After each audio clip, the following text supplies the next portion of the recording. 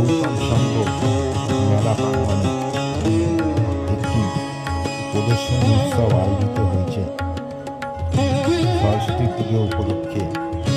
এই প্রদর্শনী উৎসব চলবে 23 এবং 24 তারিখ। এই প্রদর্শনী উৎসব যারা দেখতে ইচ্ছুক তারা গৌতম সংঘ মেলা প্রাঙ্গণে চলে আসে। খুব সুন্দর এই প্রদর্শনী উৎসব, দেখলে সত্যি মন জুড়িয়ে যাবে। প্রতি বছরের মধ্যে বছর আলাদা কম্পিটিশন জানুয়ারি হয়েছে।